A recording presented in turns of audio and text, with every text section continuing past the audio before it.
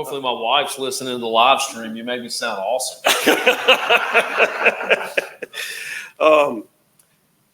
Speaking of wife, I'm gonna let you get personal with the crowd for a minute.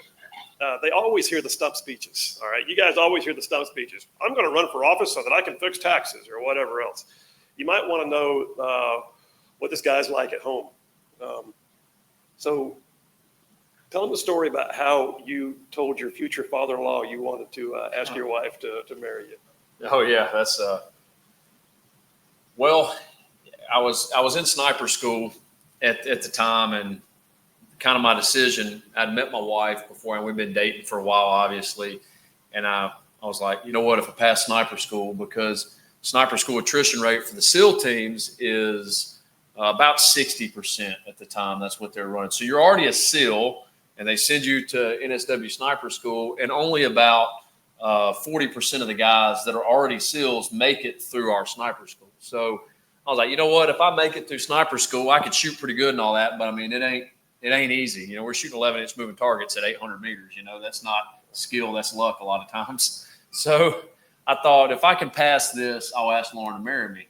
If I don't, I won't. If I can pass this, I'll ask Lauren. That's where it started at, because I could invite her dad up to the family shoot.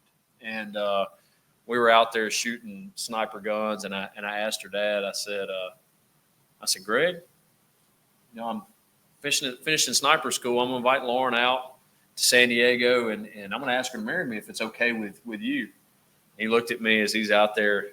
I think we were fishing at the time, actually. I don't think we were actually shooting guns. But anyway, he looked at me and said, well, son, that's a question I reckon you better ask her. And he didn't care nothing about it. Want to get back to shooting guns. Shooting guns and fishing. Yeah, that's right. Have my daughter. You're right.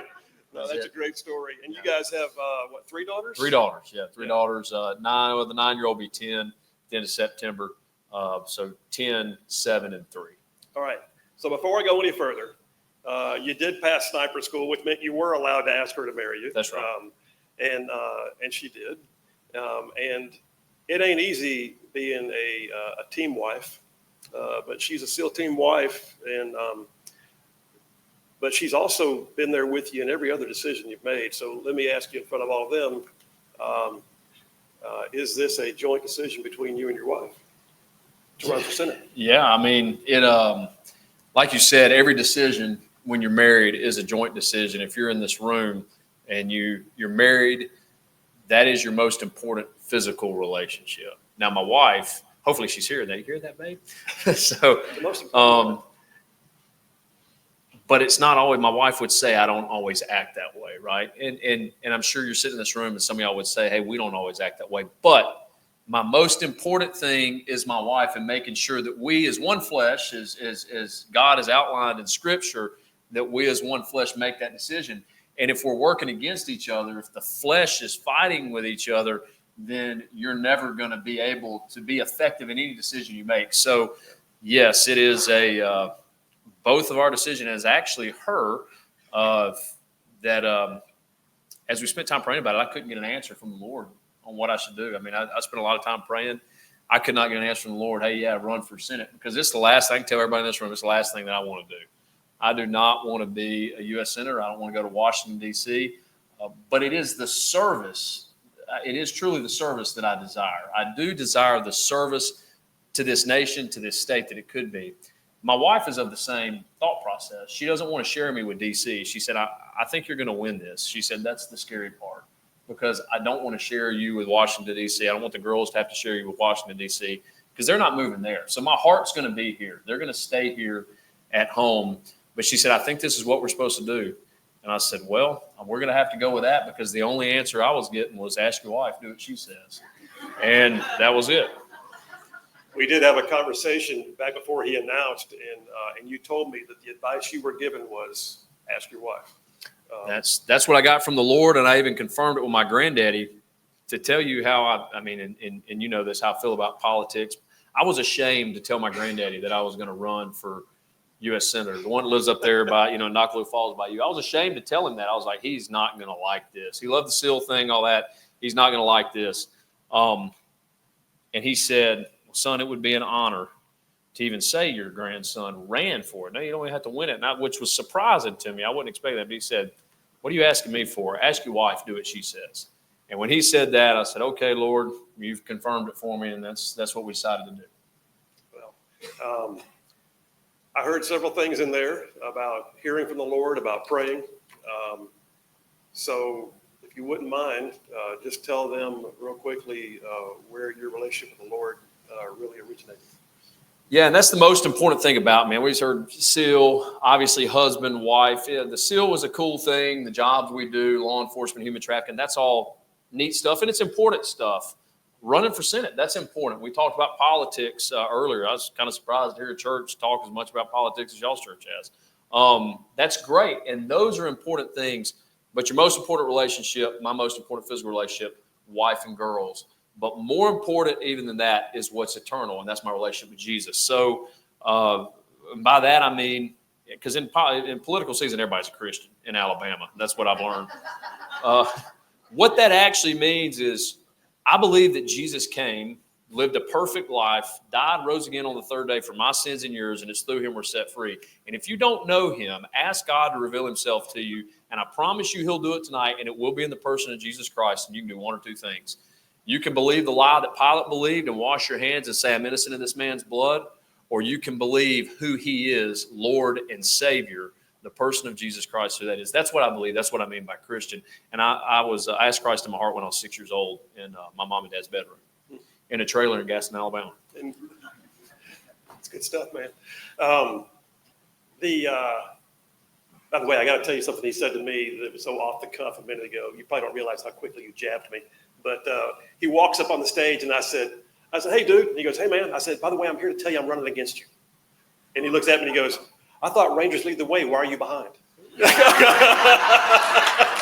I mean, RLTW, baby. He didn't even skip a beat.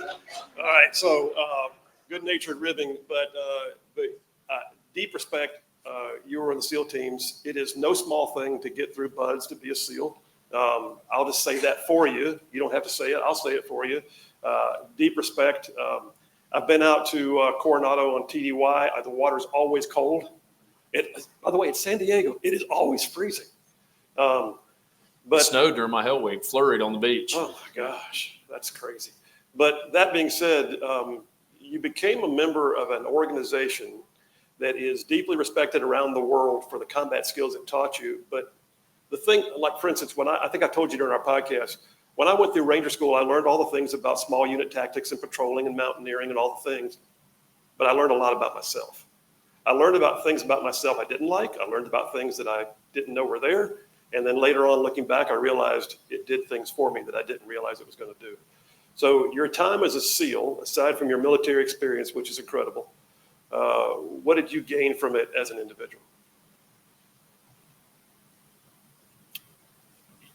Personally, what I gained from it as an individual is it taught me, because I believe this is something that you're taught. This is not something that you're necessarily born with, some maybe more than others, but it taught me perseverance, right? And we know what Scripture tells us. I mean, through perseverance comes what? Faith, right? But it taught me real perseverance, real suffering. Physical suffering. I have people all the time say, oh, I could do the mental part, but I couldn't do the physical part. You don't get it. It is so physical, it becomes mental. That's the problem with it. Like it's pain that I still deal with. I mean, how 20-something years down the road, 20 years down the road, there's issues that I still have just from training, just from going through BUDS training. So it taught me perseverance. You're going to need it in politics. Oh, yeah. Yeah. Well, the thing with politics, what I've learned is what people ask, it's not that hard. It's just a hassle. That is the one thing that I would say in politics. It hasn't been that hard. It is just hassle-some. It's like, you got to be kidding me. I wish we could get physical, but all we do is sit here and talk. You know what, though? I will say this. So I told him when we did our podcast, there's two things that every former SEAL does is write a book or run for office, one or the other. And you've done both. I did both. Yeah. Although I wrote a pamphlet. It's only like 38 pages long. Okay, so, that works. All right, but so here you are running for office. You've got a life that proves you understand and gain the value of perseverance. You don't quit easy. You got a mission mindset. You've been in the trenches fighting human trafficking. You got out of the teams, but you still kept the skill set going, and you teach other people. So all these things, and you've got a great life. And I'll just tell you right now, by the way, if you haven't checked out the website for Covenant Rescue Group, which is one of his two businesses, they do amazing things. And if you're reading stories online about, human trafficking busted in so-and-so county or human trafficking busted in California or whatever, a lot of times you're going to find Covenant Rescue Group was the advisory group that was there helping local law enforcement gain the ability to do it, train the trainer kind of stuff. All right, that being said, why do you want to leave it all and go into politics? Besides the fact that God called you, why do you want to leave? First off, I don't want to leave it just to go into politics. And that's what somebody said to me when I was asked back in probably March timeframe by some people who support our organization. They knew Coach Tuberville, and they said, "Hey, Coach is going to be running for governor. Are you interested in running for his open U.S. Senate seat?" My initial response was, no, I'm not, because I don't have that political ambition. But as Pastor was talking about a little bit ago, and as some of y'all talked about tonight, it's kind of that, Esther's name was Hadassah. I don't know if anybody knows that, right? And there's an organization called Hadassah's Hope. But in Esther, they say, Mordecai says, maybe you were born for such a time as this. And how can I sit here and look at my kids if we continue to go the way we're going, right? And I didn't stand up and fight. Yeah, we did human trafficking, we did all that, but I had the opportunity to run for Senate. Not everybody has the opportunity to run for U.S. Senate and be successful. But this opportunity fell in my lap. I'm just a regular guy from Gardner, Alabama. It doesn't happen to a guy like me, but there's no doubt it was the Lord opened the door. So that was kind of the reason, I guess, that it pushed me to talk to my wife. But the position of Senate, I found out, it's a force multiplier. And a force multiplier in the SEAL teams is a machine gun. I can take a machine gun, I can turn one SEAL into 4 SEALs, right? And this position of U.S. Senate is a force multiplier, and it's a force multiplier for good, or it's a force multiplier for bad. The position itself is neutral. It only takes on the face of the person that embodies it. And I couldn't live with myself if I had an opportunity to do it and somebody bad wound up embodying that position. I had no idea who would run for it or who wouldn't. But I knew that if somebody bad embodies that position and I had the opportunity to step up and try to be that good force multiplier, I don't know if I could live with myself or even, be able to look my daughters in the face as they're the ones who are going to have to pay for it years down the road. So that was what drove me toward that, not political ambition, the service to my family, to my state, and ultimately the nation. All right, so I'm going off the cuff here, but I will tell you tell all of y'all that one of the very first reactions that Moses had when the burning bush was in front of him was to say, "Who, me?" He really didn't want to do it. I think that's a great sign. All right, so that being said, take a minute, give a stump speech. I mean, if you take on this office, become the force multiplier for good as a U.S. Senator for the state of Alabama.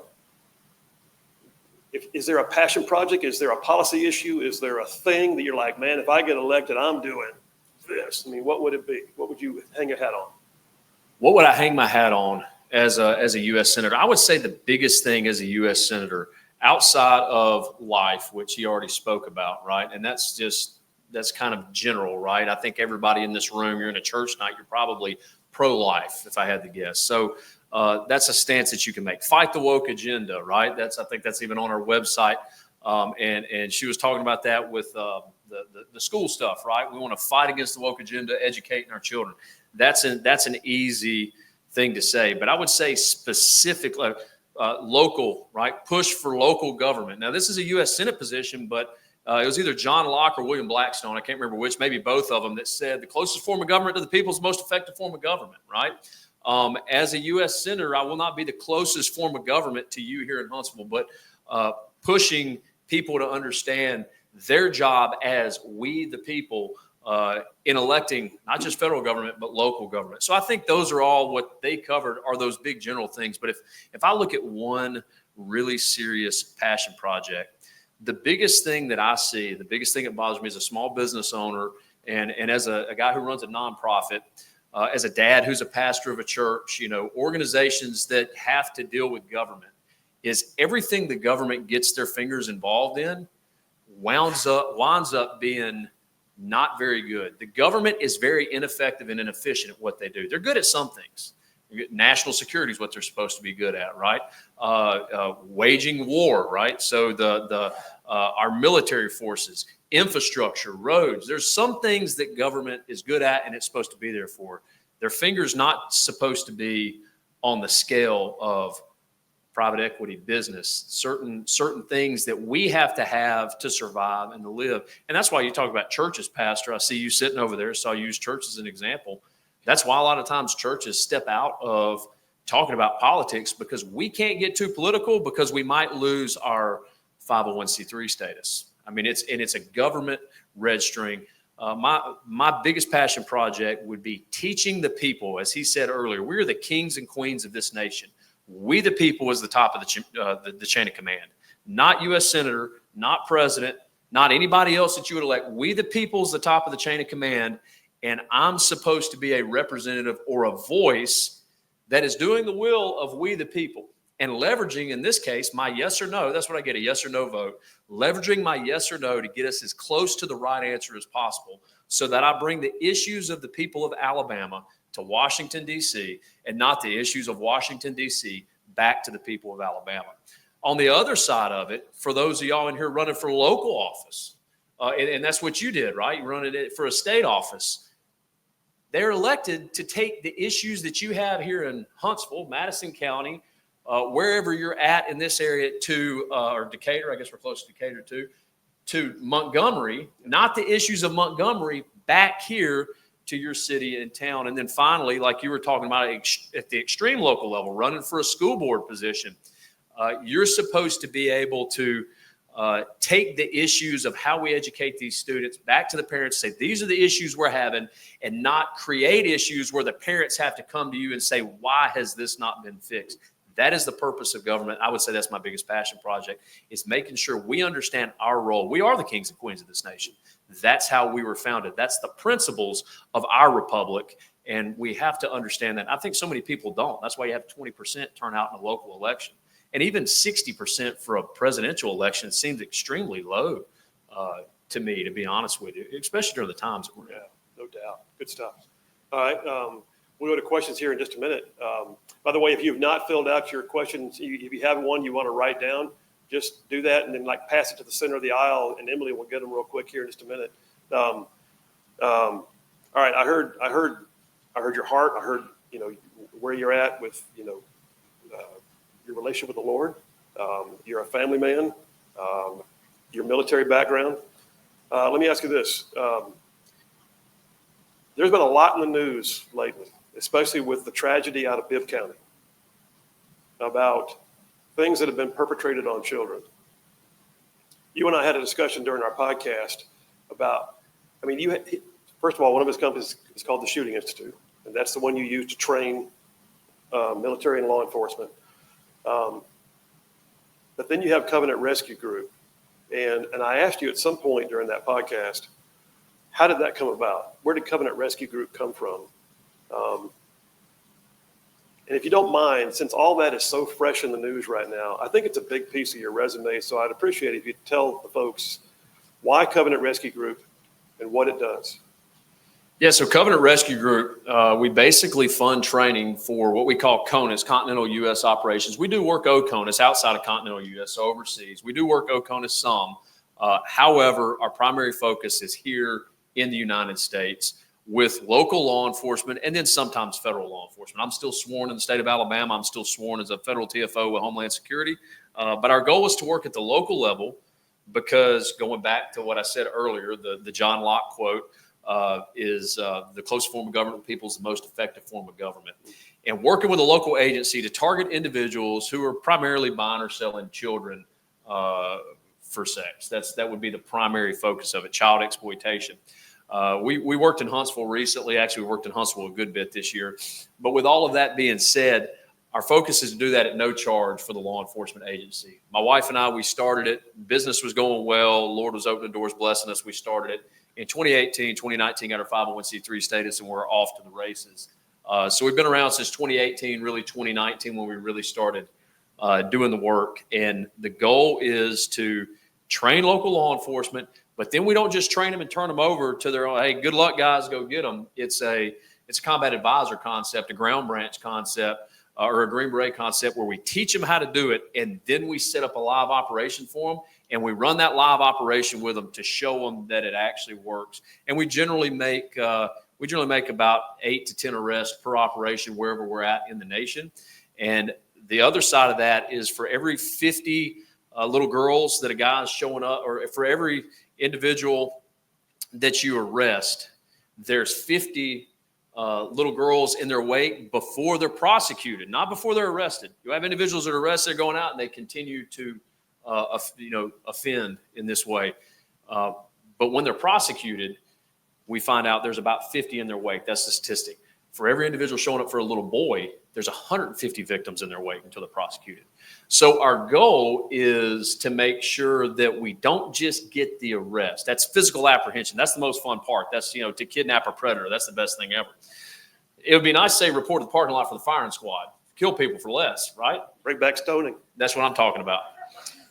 I'll be the first one to hit him in the head with my tomahawk. I mean, that'd be great.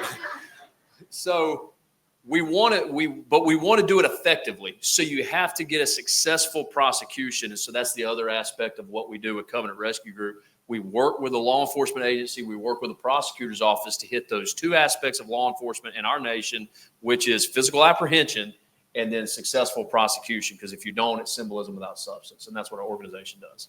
So several things y'all may have gotten. And by the way, this is not planned. We're just bouncing stuff off each other. But I heard several things in there. One, they do it at no cost. That means it's a mission. It's not a business. It's a mission. And number two, it's knowing all the facts and figures of what he's citing. So this is something they've steeped themselves in to go and do it. And the other thing I heard you say was you go and you train them how to do it, and you teach them that it works. Yeah. And then they can do it again after you leave. That's the goal, is to work ourselves out of a job. That's the end goal. Which is a great job for politicians too, by the way. Work themselves out of a job. That's right. Exactly. I heard some guys say you need to change politicians as often as you change diapers. And I thought that was pretty good. That'd be awesome. All right, listen, we're going to, unless you got something else you want to chime in on, we're going to go to questions. Let's all right? go to questions. All right, let's do it. Emily, you got them all? Okay, we're going to do questions. Do you want to hand them to me one at a time, or you want to just go grab a few? You mean, do what? There's one. Oh, there's more right here. Dang, y'all got a stack of questions. Thank you. There's another one. Oh, dude, we got you a bunch of questions here.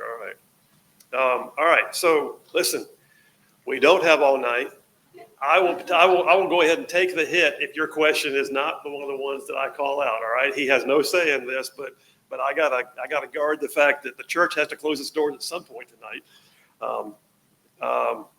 Let me start with the first ones. Let's see here what I got. Let's see here. This is, by the way, on my show, I'm reading out people's text messages all the time. More than once, I have been halfway through reading it and gone, so give me a second. I don't want to in church, all right? So, all right, here's one for you. You ready? That was almost like my show. I'm rattling the paper. All right. I hold it in my calloused former paratrooper hands. As a U.S. Senator, how will you work to reinforce recent executive orders that restrict federal funding to schools and libraries based upon their use of DEI, sexually explicit books, gender confusion ideology, all aimed at children? So basically, how will you help the Trump administration to reinforce what is currently just an executive order? Yeah, so I mean, I think we've all seen this over the last, probably 4 presidents, going all the way back to Obama. We see presidents that try to rule with executive, orders, and you can't do that, right? You can't rule the executive orders because as soon as Obama was done, Trump got in. He's undoing stuff and putting new stuff in. And then as soon as Trump's done and Biden gets in, what's he doing? He's undoing what Trump did and now Trump's back in, and so he's undoing and redoing. And it's a constant thing. It's this constant back and forth we see in the bureaucracy of government of all of these shifts being made. You cannot rule. Our nation was not set up. You talked about the principles earlier. The principles of our nation was not set up to rule by executive order. Now, the executive is an important position. You talked about the Federalists and the non-Federalists. The Federalists wanted a strong executive, right? With that being said, you can't rule by executive order. You have to have congressmen and senators. You have to have a legislative branch that's in place. You have to have a judicial branch that's in place that can, one, help codify and make sure that we're codifying things that are constitutionally sound. And in my opinion, is to remove the finger of government, the red tape of government off of we the people, because again, we're the kings and queens of this nation. And by the way, who's heard freedom ain't free? Raise your hand if you've heard that. It's paid for with somebody else's blood, but more importantly, there is a responsibility for your freedom. There is a responsibility for your liberty. I am not of the independent mindset of everybody can just do whatever they want. No, there's always going to be a reaction to what you're doing. There is a responsibility that's there, and that's on us to make sure that we're responsible with the liberties that we have. And as a U.S. Senator, I think the best thing you can do is work to codify those executive orders that are best in line with the Constitution, that uphold our American values, the values of a democratic republic. That's our principles. We're a democratic republic, so that we don't have this back and forth. So as soon as Trump's gone and somebody else gets in there, they're trying to change it up on executive order. Otherwise, we plant a tree, and about the time it grows, we cut it down. We plant a tree, and about the time it starts growing, we cut it down. The wise person plants trees knowing they'll never sit in the shade. The goal is to plant a tree that's able to grow and produce fruit for our kids and our grandkids, and that's what I would do as U.S. Senator, make sure that we codify those good executive orders that uphold constitutional American values that best support we the people. The wise person plants a tree knowing they'll never sit in the shade. That's right. They'll never sit in the shade. I'm going to just go ahead and go write that one down. All right. So that was good. Seriously. All right. You have an educated audience, by the way. All right. So some of these questions are like, whew. Hang on, man. I'm saying. Just go ahead and strap it on, bro. All right. So with regards to illegal immigration, do you believe in the mass deportation of all illegal immigrants? How do you envision that happening? And how would you change the current legal immigration process, such as H-1B visas, et cetera? So let's talk about illegal immigration. First of all, do you agree with the mass deportation program that the Trump administration is underway? I do, yeah. For the most part, I agree with the mass deportation program. With that being said, because of where we're at, you have immigrants that are here illegally, but they have a life. They have kids that have been born here, although illegally for them, and we run into a little bit more of a problem with their kids.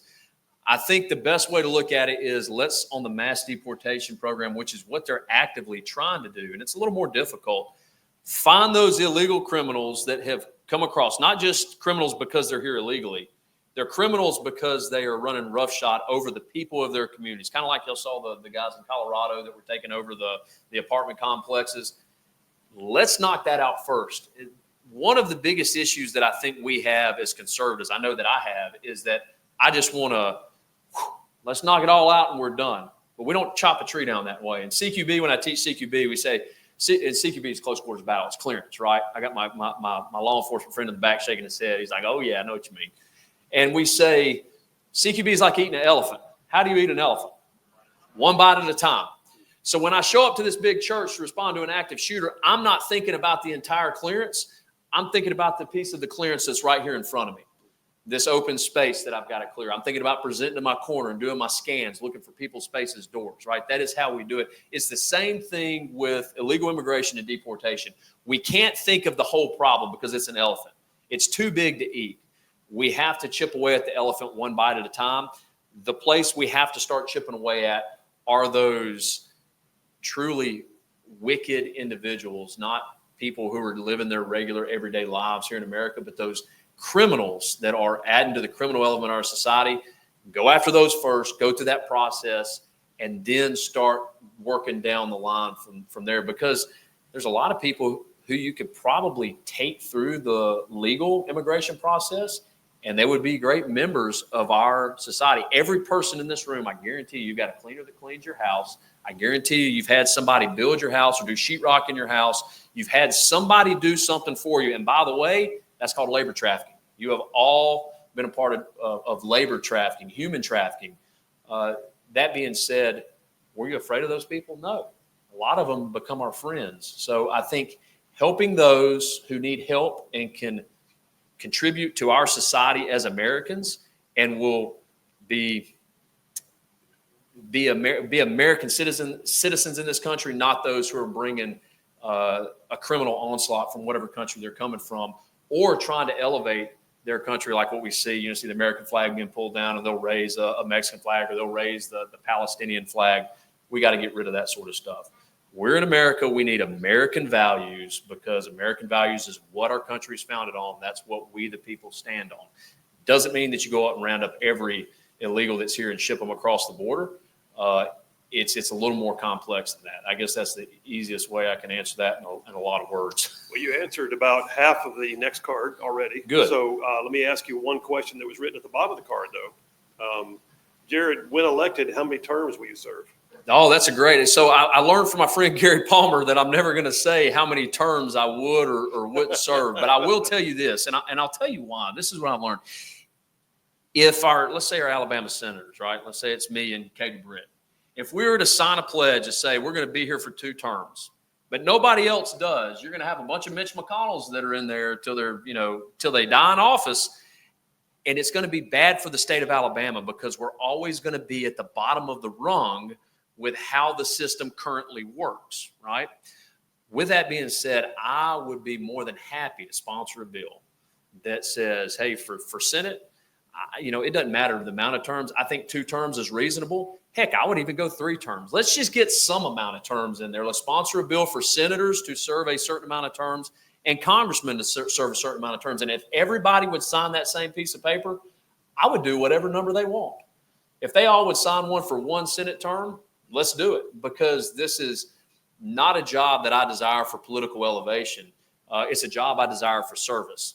But it's got to be equal across the board for every state, because it doesn't positively impact Alabama. If we have a congressman that says, hey, I only want to be here for 3 terms, and then they just bounce out. And I hate to say it, Gary Palmer, that's what he said. He said, I said something, Proverbs 19:2, zeal without knowledge causes you to miss the mark. He said, I said something that sounded good at the front end, but I didn't realize how it would negatively impact Alabama on the back end. So that's what we have to understand as the voter as well. We have to educate ourselves on that. If everybody would do it across the board, hey, let's knock it out. Let's do 1 term, 2 terms, 3 terms, whatever it is. But if everybody's not doing it across the board, leverage your politicians, leverage a guy like me. Hey, we need term limits. We 100% need term limits. I can tell you right now, my wife, she probably don't want me to stay up there longer than 1 term. I mean, the Senate term 6 years. That's a long time, y'all. 6 years is a long time. So anyway, that's my answer. In Montgomery, in the state Senate, I was one of the few that would sign on to term limit bills. There was like a thing every year. We dropped a term limit bill, and me and 2 or 3 others were always one on. I have what I call the baseball rule: 3 and out. So that's not a bad rule. No, it's not. All right, next card. Jared, what measures will you take to ensure transparency and accountability in government? Well, that's good. I don't know what measures a senator can take other than just getting in front of y'all and saying, hey, this is what we're doing, or this is what I've done. I would say that there's a fine line. Somebody, my campaign manager back there listening to me, is going to get mad when I say this, right? We got the Epstein thing going on right now, and everybody's like, oh, the government's not transparent with it. There's a fine line between things that you have to be transparent with and things that you can't be transparent with. And I will go ahead and tell you this, and some of the stuff is already starting to come out. There's a reason that they didn't release any of the Epstein stuff, because there's more. It's like the old Paul Harvey thing I used to listen to with my granddaddy when we go to Trade Day up in Collinsville, Alabama. When I was a kid, we'd be right back here. And that's the rest of the story, right? Well, there's still the rest of the story to be told. There's more there, and you can't release certain stuff. Now, why do people have, big mouths, and maybe they say, oh, we're going to do this, we're going to release this? I don't know. All right. Each individual, everybody messes up. But what I do know is that transparency in government is good unless it negatively impacts the justice that government is required to serve on behalf of the king, on behalf of we the people. So I guess that's a politician's way of answering that question. I'm all for transparency, but as long as it doesn't negatively impact the justice that our government is trying to serve. I mean, it'd be transparent to say, yeah, we're flying these planes over to Iran to drop a bomb on them because they got a nuke. But it would be really stupid to say that, right? And I guess that's what I'm getting at, making sure that our transparency doesn't negatively impact our ability to do the jobs that government should be doing. All right. Maybe an easier question, more personal. Was it worth it becoming a Navy SEAL?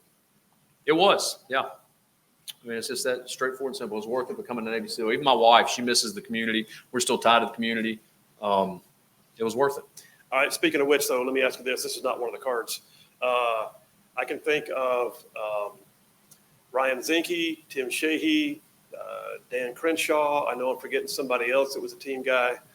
Eli Crane, Derek Van Orden, Morgan Luttrell. There's an entire SEAL team. Buddy of mine, I won't say his name because I don't know if he's going to announce yet, but he's in Kentucky. They're looking at having him run against some guy in Kentucky, the Massey fellow in Kentucky. Oh, yeah. Yeah, it's a team guy looking at that. So how many of them do you know that are currently serving now, and have you talked to them? I've talked to all of them, and I know all of them. Yeah. So, yep. Any of them tell you, don't do it? No, they don't. I mean, they get it, they get it. They just say LLTB, bro. Y'all are RTLW. Yeah, or Ranger Lead the Way, RLTW. We're LLTB, Long Live the Brotherhood. That's the SEAL team, so that's all they say. LLTB, bro. It's gonna be a SEAL team mafia up there in DC. I can tell you right now. Maybe we get to really kill somebody. That's bad. That's bad. That's bad. A bad person. That was a line from an Arnold Schwarzenegger. Yeah, that's movie. right. But they were all bad. True lies. Yeah, true lies. This is all right. Dance on this one for a minute. All right. Do you believe the growing Muslim influence in America is a problem? If so, is there anything that can be done in the constitutional boundaries?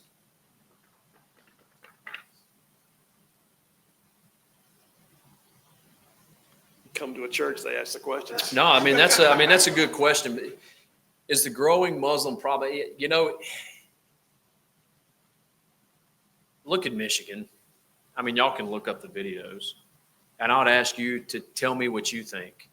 I would say what I've seen in Dearborn, Michigan, is a problem. Is it a problem here in Birmingham, Alabama? Well, I know a guy that I was actually helping look for not too long, a couple years ago now, that was killed by a Muslim because that guy was a Christian, and he killed him because he was a Muslim. And that could be one-off, that could be just one-off guy in Birmingham. I don't know, but I say look at it and make that decision for yourself. My estimation is not nationwide, but in quite a few parts of this nation, it is starting to become a problem. Yes, but I wouldn't say nationally.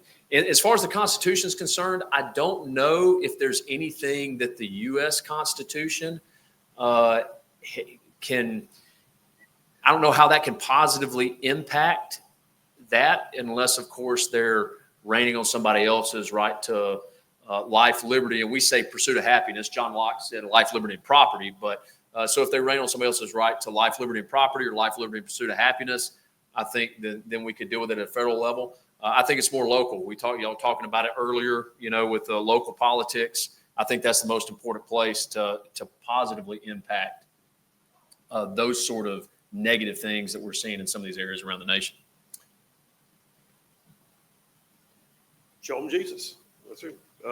That is something that going all the way back to the Civil War. That's something that Robert E. Lee said. Robert E. Lee was a Christian man, and he didn't have slaves. And his wife got in trouble for teaching slaves how to read. Right? He didn't believe it, but he believed that it was a better place for them to be if they could hear the gospel of Christ. That's what he said. Now, we know we fought a war over it. We know a lot of issues come up. I'm not saying that slavery is a good thing. That's not what I'm getting at. But what I'm saying is, as a Christian man, that's what he leaned on when it dealt with slavery. I think we should lean on the same thing when it deals with especially extreme Islam or the Muslim religion growing at a mass rate here in the U.S. It gives us the opportunity to share our faith with them, because it's not me that changes your heart and your mind. It's the Holy Spirit. It's Jesus Christ that changes you, and he can change them. He's changing Muslims all over the world. Yeah. All right. Yeah, I'm about to say, how much time do we have? So that's what I was going to do, was 1 or 2, depending on how long it takes. Okay, great. Well, we're sitting in a church right now that was not afraid to have a political discussion. And you've already commented on it several times. I'm going to ask you one more question because it was handed to me on the card. There's been a recent Supreme Court ruling that they very likely would never lose a 501c3 status for that. But here's the question for you. Do you think churches, and it's phrased this way, do you think churches will start giving guidance on candidates or endorsing them? Do you think that will happen? And I'm going to go ahead and change it slightly and say, do you think that's advisable? Your thoughts? I'm gonna upset somebody else again when I say this. When I was cut the live stream. Yeah, cut the live stream. I sat across from a black pastor in a black church when I was running for Jefferson County Sheriff. Right. And down in Jefferson County, Alabama in 2022. My only involvement in politics, that's what kept me involved here, because I almost beat the incumbent Democrat. I lost by like 1.5 points. And that's what kept me at the forefront of even being considered or asked to do what I'm doing now. That man sat across from me, pastor of a large church. He said, "Son, you're a Navy SEAL, right?" I said, "Yes, sir." He said, "Well, then you know what mercenaries are." I said, "Yes, sir, I do." And he said, "We're the mercenaries of the political movement here in Jefferson County." Talking about black churches, they endorse them. He told me, he said, "If you give me $50,000, I'll make sure that our congregation gets out and votes for you. We'll run buses." I said, I should have recorded the whole conversation. I sat there and I said, "Well, sir, why don't you ask God who to vote for and do what he says. It don't matter how much or how little I give you, you do what he says." And I walked out. It's been done for years.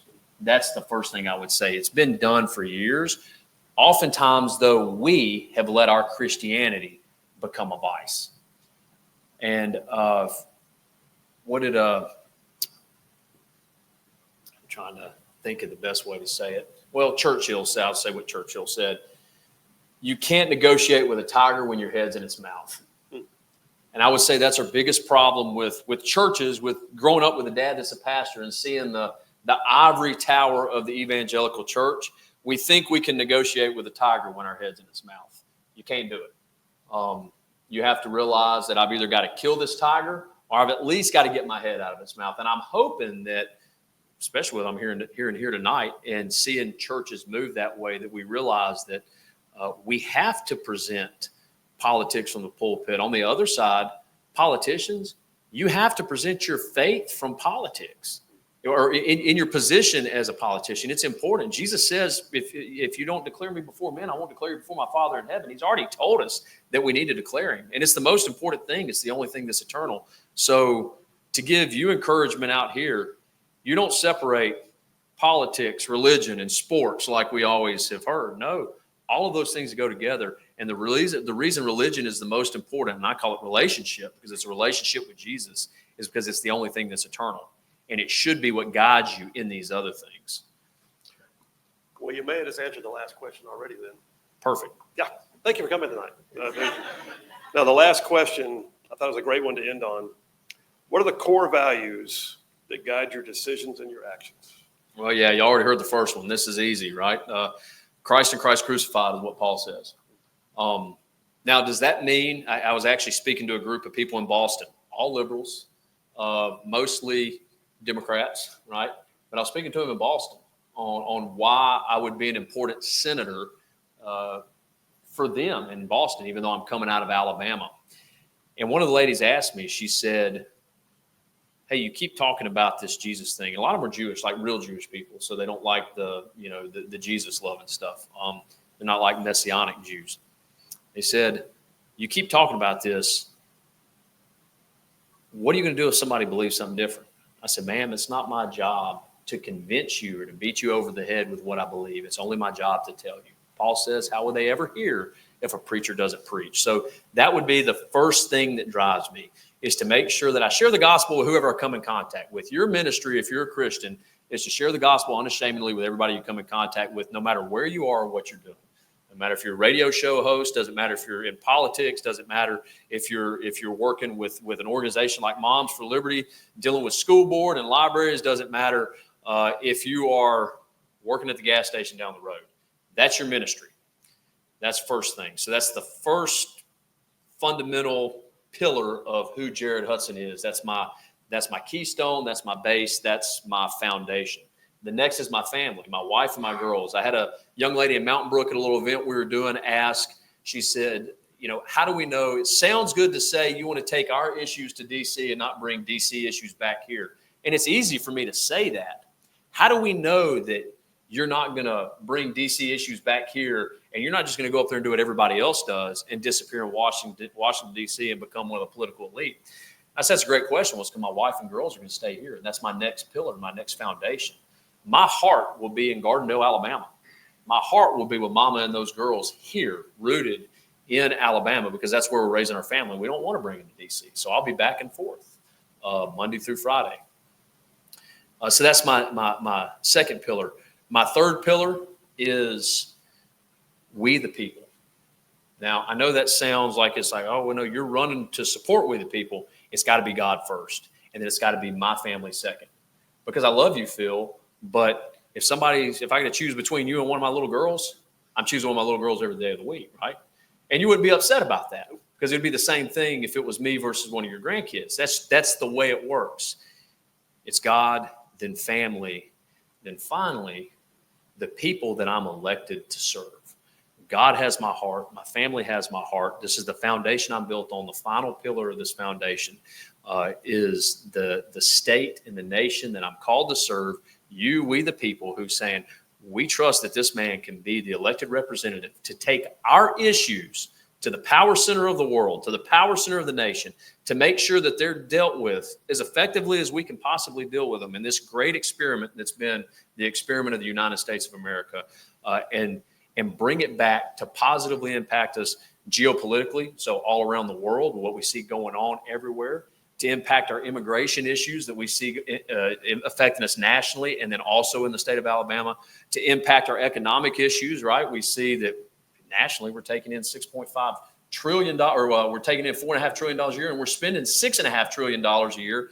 Hey, let's just stop spending more than we're taking in. We don't need to tax more. We just need to spend less. There you go. And then finally, looking at the state, we got a great state that provides a lot right here in Huntsville. We build rockets in Huntsville. We build ships in Mobile. We've got great agriculture all throughout the state. By the way, our agriculture is in like the top 5 across the board. Catfish farming, I didn't even realize was in the top 5 in Alabama. Yeah, catfish farming, timber, peanut crops in South Alabama. If you look at agriculture, we support a lot around this nation. And bringing that back and elevating Alabama, my home, so that my home, my state, the state of Alabama, can continue to elevate the nation. Those are the foundational things that drive me. How can I bring legacy? That final thing, how can I bring legacy to the United States of America, in particular to the state of Alabama? And that's why I think I'm the best choice for U.S. Senate.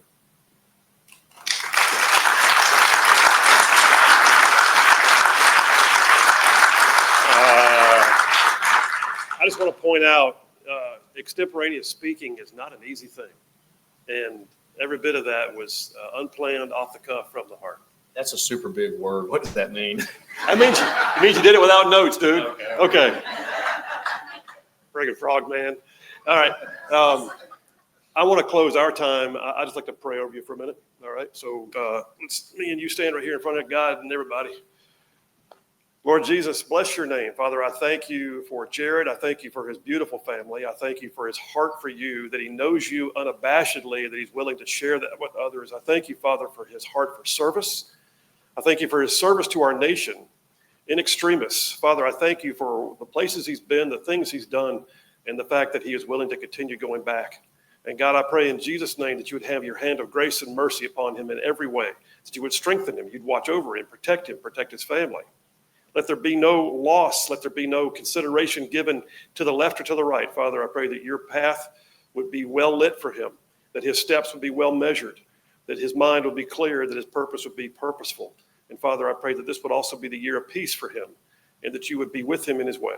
We give it all to you. We thank you for this church. We thank you for Movement Church, for the ministry they have here. We thank you for those who put this event together. We give you all the glory in Jesus' name. Amen.